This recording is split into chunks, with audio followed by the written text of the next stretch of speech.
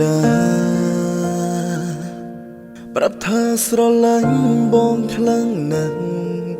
ចង់សួរអូនតាថ្ងៃនេះហេតុអ្វីបដូរចិត្តលឿនម្លេះអូនអាចឆ្លើយពី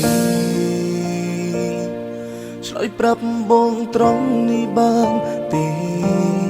បើអ្វីមិនទៀងធិតទេសូម្បីតែចិត្តមនុស្សមិនបាយកោហកបងទៀតទេគឺអូនឈប់ស្រឡាញ់បងហើយពួកយើងបែកគ្នាទៅ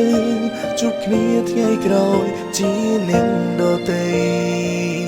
គួរកុំធ្វើស្គាល់គ្នាទៀតអី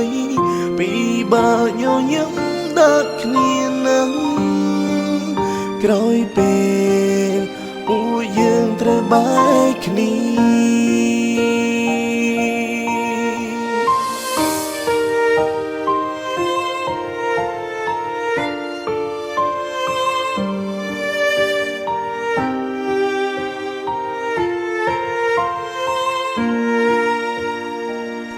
ធ្លាប់ជាសង្សារក្រោយមកខ្លាយជាសង្សារចាំចង់ផ្លាបដូរអាដិតថ្កាបដូរនោះខ្លួនធ្លាប់ស្រឡាញ់ព្រោះអអារម្មណ៍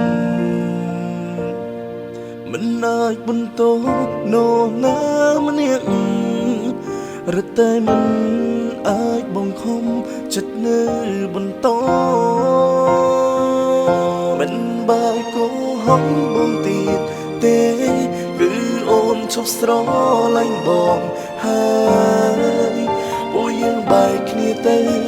ជួបគ្នាថ្ងៃក្រោយជានាងដទៃគួរកុំធ្វើស្គាល់គ្នាទៀតអីពីបើញញឹមដាក់គ្នានឹងក្រោយពេលពួកយើងត្រូវបែកគ្នាមិនបែកគោហកបងទៀតទេគឺអូនឈប់ស្រឡាញ់បងហើយពួកយើងបែកគ្នាទៅជួបគ្នាថ្ងៃក្រោយជានាងដទៃគួរកុំធ្វើស្គាល់គ្នាទៀតអីពីបើញញឹមដាក់គ្នានឹងក្រោយពេលពួកយើងត្រូវបែកគ្នាក្រោយពេលពួកយើងត្រូវបែកគ្នា